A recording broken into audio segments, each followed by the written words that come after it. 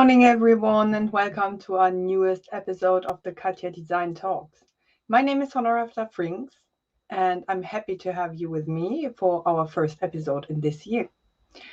In this talk today, we want to continue to talk about the Face It project that we introduced to you in our previous talk in December. If you haven't seen it, you can find the replay of this talk in the wiki section of our CATIA Creative Design and Styling community. You will find the link to the community below. As a reminder, at the beginning of the COVID pandemic, Dassault Systèmes engaged with eliumstudio, one of the major French design agencies, to design a sustainable, reusable, and inclusive face mask. Today, we will speak about the modeling and simulation part of the project. With me, I have Sebastien SMETRYNS and Thibault BERARD from our design studio. Hi, gents. Hi, everybody. Good morning, Honorata and everyone. And Daniele ESPOSITO, Worldwide Simulia Fluid Industry Process Consultant. Welcome. Good morning, everyone. Good morning. Sebastien, let's start with a very brief summary of the project so all our viewers who don't know the project yet understand what this is all about. Yeah, so as a quick reminder, our design brief was, as you are also seeing directly on the dashboard here, our design brief was to create a face mask that is sustainable, convenient, comfortable, light, adapted to various morphologies, and of course inclusive. That is to say that is allowed to reading. That's allowed to read lip reading and a better transmission of emotion, and while still being an effective protection against COVID-19, of course. And how do we proceed? So the 3D dashboard you're seeing there illustrate the way we work. First of all, we work with a constant focus on the user, of course, on the final user, of course. And we tried, we failed. And with quick iterative loops, we prototype digitally, and also physically. And we simulated as soon as we get a 3D model ready to test and retest. Here it is, and of course, the first concept there. That's what Thibault and Daniele will illustrate just after. So, right, Thibault, let's move on to you. So you did the modeling of the face mask. Please tell us a bit more of your design intent and the modeling process as such. Yes, so during the first phase, we designed this mask with these rigid pieces that was too heavy and massive here. So my job was to make lighter structures based on this ergonomic shape. So I work with the X Generative Design app, which allows to use all the traditional CATIA tools, but via a visual code interface. So this allows to work on a multitude of elements using the power of the script, rather than manually perform all the modeling operation. So I realized different tests around the Voronoi, which was not very beautiful, and I move and I try to spread a pattern on the structures in order to use this pattern as a block for the construction of the object. We need something simple and rather curved. Indeed, on the face, the right angles are a bit aggressive. So the simplest shape I choose is a circle and a multitude of little circles. I put a notion of control randomness in my setup to create something rather dynamic, more dynamic and not very irregular. But I keep the notion of symmetry, which remains one of the code of the standards of beauty. So you can see how the different circles form tubes, which are used to generate the architectures of the mask. And after that, all the art consists of playing and tweaking the parameters to choose a good size, a good distribution, and to obtain the final result. So CATIA tools allow us to quickly reach our goals and quickly fine-tuning the product. This is it. Thanks. So after the first mask design was finished, you asked Daniele to run the airflow simulation with it in order to make sure that the mask works as expected. Daniele, which software did you use and how did it work out? Yes, today I will share with you the simulation process we used with Simulia PowerFlow. When the simulation role is important to assess the mask performance, and when we use Simulia PowerFlow, we are able to consider the fluid aspect of the simulation. So we measured the mask performance in terms of air quality. It is not a simple concern to measure mask performance because sometimes some features are also related to the sensitivity of one people, let's say. So like comfort and breathability of the mask are quite sensitive features. So we try to focus on more objective criteria. And we chose two in particular. The first one is the filtering capacity of the mask. As we can see here in my dashboard, we used a law to measure the resistance of the mask to the air passing through the material. And here, so we can see that it's dependent on the velocity of the air passing through. And we wanted to be sure that our mask is compliant with the standard, for example, of the massively used mask during the pandemic, like the surgical one. And the other concept we use to model the filter is the resistance to the particle transmission. So we consider 90%, 95% capacity of the filter to block particles when the diameter is lower than 0.3 micron. The other criteria we focus on was the fogging production. You can see here a simple animation of what we did on a similar project. The fogging production is relevant for our concept because here in the Face It project, we have a transparent window on the mask, so to show the people mouth. And if some fogging, some water film is accumulated on that window, this functionality could be compromised. So we wanted to be sure that this could be avoided. So we can present briefly the scenario of the simulation we considered. So we had an isolated person here in an empty domain performing a breathing cycle. Here we have from a cycle of inhalation phases from the nose and expiration phases from the mouth, following during 1 minute. And some particles are emitting from the mouth at every exhalation phase. We also considered some difference from the temperature point of view in terms of the air emitted from the person and the external air here, just to be sure that the fogging production could be activated. And to measure the desired criteria, we followed the particle trajectories during the simulation. And also, we measured the deposition of the water film here on the material of the mask. Concerning the first concept, we can show briefly some results. Here, the most important one are the particle trajectories. So here we had the 1 minute cycle completely, where we can see the particles that are emitted from the people when breathing. And we can just remark the efficacy of the filter that is visible because most of the particles are blocked here inside the domain of the mask. And just some of them, a little portion of them could pass because we have some leaks also here on the eyes region, for example, and because the diameter of the mask of the particle is also lower for our threshold we chose at the beginning of the setup. But in the end, we keep all the particles limited in the area, in the spread, let's say, because all the particles stay here around the person. So this is a safer configuration for our mask, and all the criteria of filtering are respected. The other concern here was the film deposition. So we can see in red some fogging production at the center of the transparent window. We measured here on the right the growth law of this film.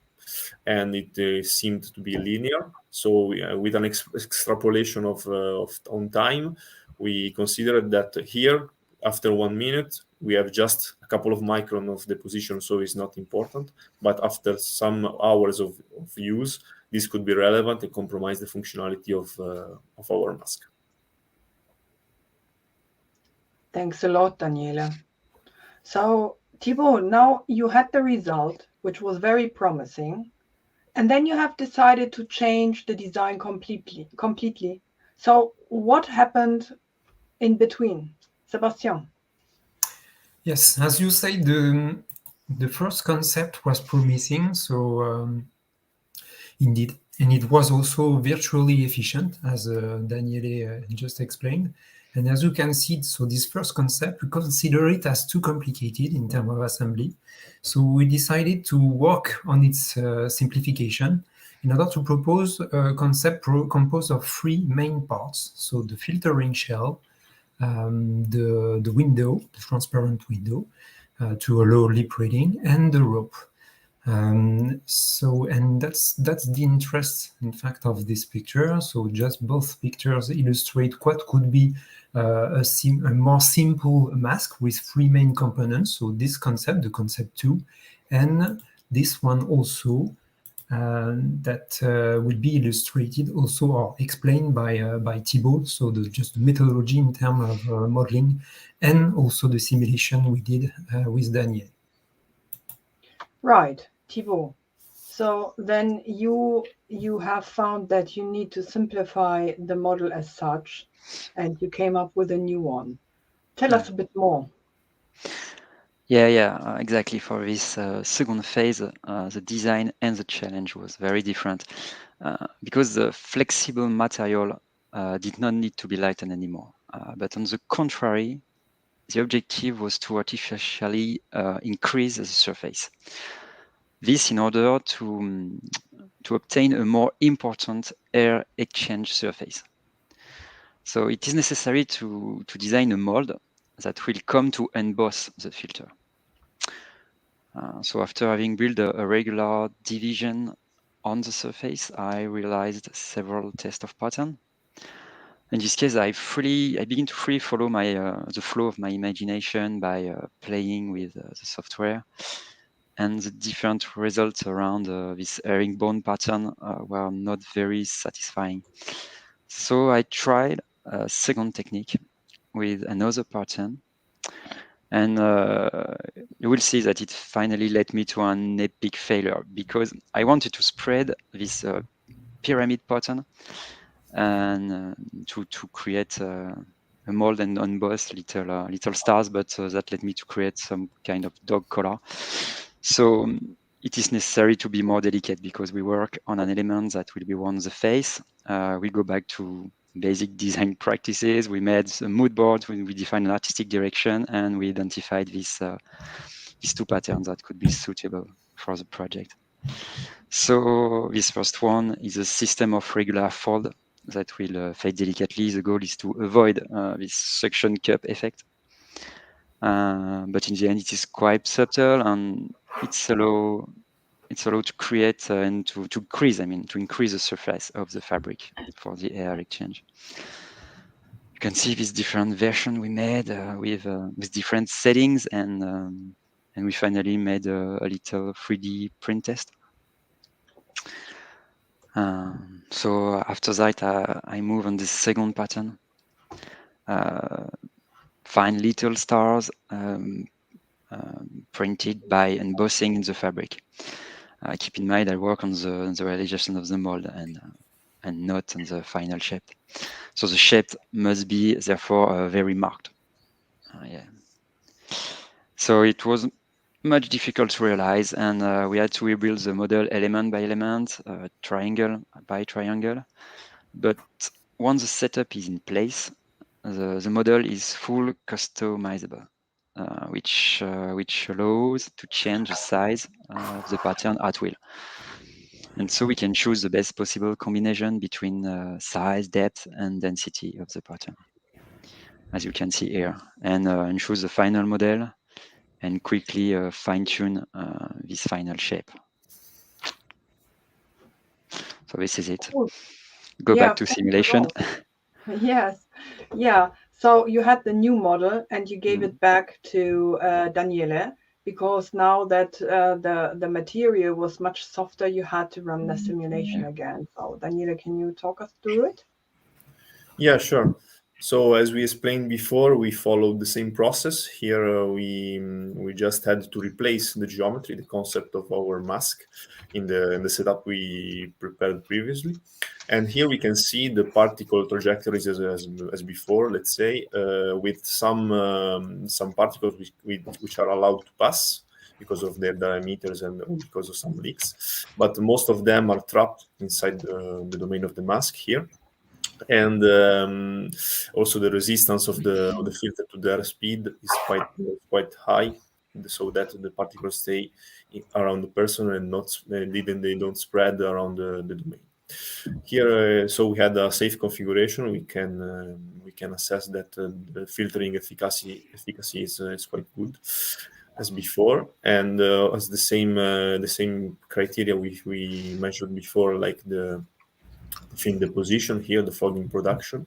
We had as the same result, because here we have the central part of the mask, which has deposition, accumulation of water film here that can be relevant after some hours of using the mask.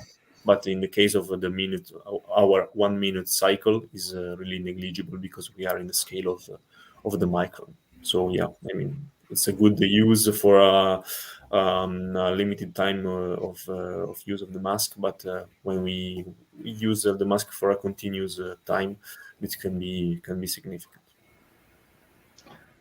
Yeah. So finally, in the end, you had a valid design. It worked out in terms of functionality, ventilation. So what's your conclusion on this project, Sebastien? So yeah, by the way, here is the last mock-up, physical mock-up we did on the Concept 5, just to show you a bit. Yeah, very cool. So it's still a bit rigid. It's because of the material we use for the 3D printing. We need more flexibility.